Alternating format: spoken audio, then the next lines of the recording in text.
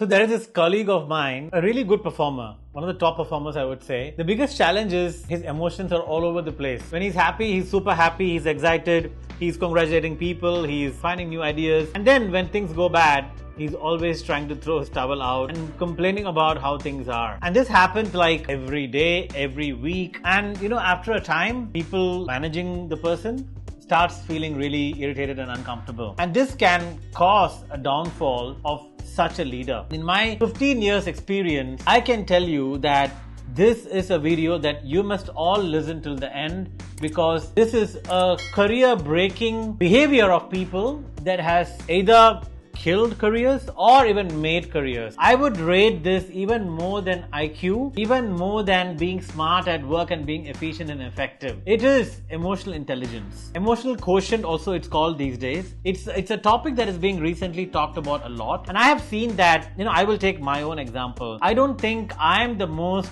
smartest and intelligent person forever, in fact, even now, as an organization leader. But what has been very, very helpful to me is my emotional maturity. Even as a 26-year-old, when I started in Schindler, my emotional maturity, with what people told me, is more like a much senior, experienced person who is able to balance emotions across in different situations. Now, you must be wondering, what is emotional quotient? What is emotional intelligence? It's basically the ability to keep your emotions under check in highs or lows. Are you able to express your feeling in the right way, that it doesn't come across as being too emotional? But more than that, do you have the ability to read people's emotions? Are you smart enough to understand when somebody is not happy, when somebody is agitated, when somebody is stressed, when somebody is feeling anxious and depressed, and of course when they are feeling positive and happy as well? I want all of you to watch till the end, because if there was one skill again I would want all of you to master, it's about being emotionally in control and aware. What I'm sharing is from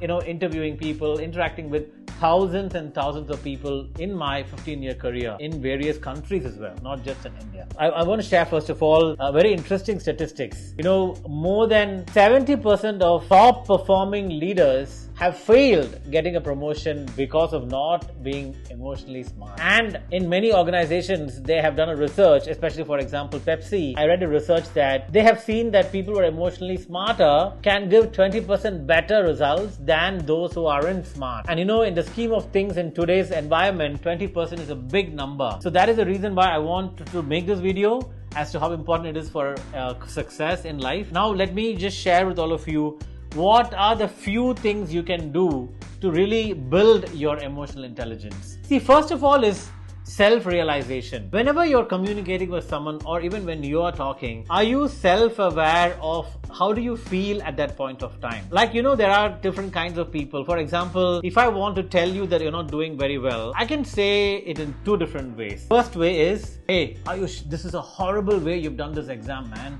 I just felt that you didn't do your homework properly, you're not doing your assignments properly, and that project work that you submitted was total crap. Are you for real? What do you do? Like, do you put salt and eat in your food, or do you just turn up and just think that you can just submit anything and get away with it? Nonsense. Another way to handle the same problem is, my dear Ayush, you have been working and studying on this course for a while. What is stopping you from not doing really well? Why is the quality of your submissions not the best that you can produce? I know that you're capable. I know you can do even better. What can I do to help you bring a better output? Do you want to spend an hour with me once a month? Will that help you? I really want to see you succeed, because I know that you are fantastic. Let's make this happen, man. Let's make this happen. This is the second way. Which one did you think was better from an emotional perspective and to get the better result? I hope all of you would agree it's the second example that I shared. Well, here I've shown emotional awareness, how that person was feeling, what can get the message across. Just shouting and thumping the desk, pointing fingers is not going to help. It's really important that you self-realize, how do you react to a certain situation. Now, the second point then you would be wondering is, but Ashok, I don't know how I react. Well, that's where the second point is feedback. It's very, very important that you take feedback from people around you on how do they feel you react to situations. Are you someone who gets super happy when things go well? Do you react in a negative way? Do you speak the way I spoke in the example 1 like before? Are you someone who reprimands people in public? Do you scold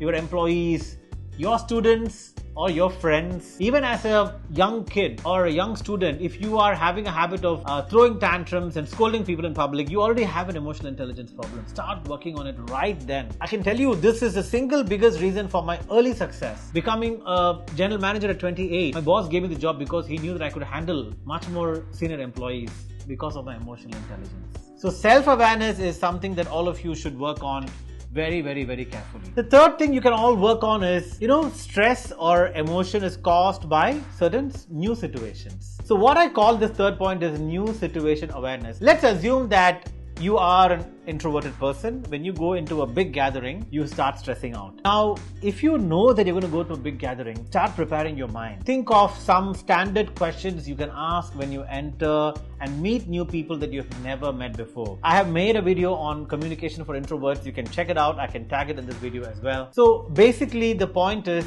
identify the stress points.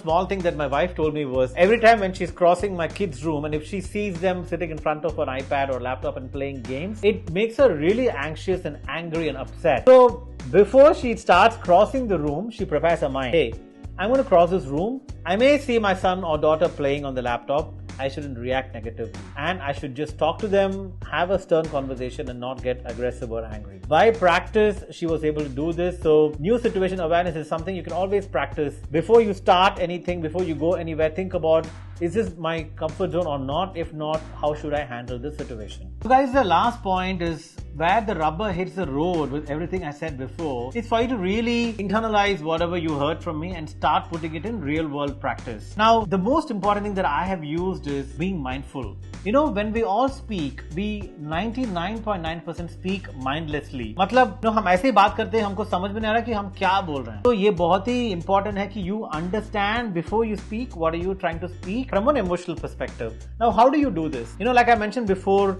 you should take feedback. You should be self-aware of your personality. When you're starting to practice, I want you to every day put yourself in a situation which is not your normal comfort situation, because there you have to stress test yourself, and in that situation prepare yourself, right? Okay, I'm now going to talk to a CEO, for example. Maybe that could be a very stressful situation for you. Okay, let's take an even better example. You have to give a bad news to somebody, but you have to do it in an emotionally aware, you have to do it in a way where you're emotionally aware of that other person. So now write down, how are you going to approach this? Maybe you're talking to your friend who is you don't even probably know how he feels. So first of all, you should say, I need to find out how this person feels. Secondly, you can say, how am I going to communicate this to this person without making sure that they don't get hurt? End of the day, your objective is you are aware of emotions of yourself and the other person. So prepare and practice this every day, at least one situation.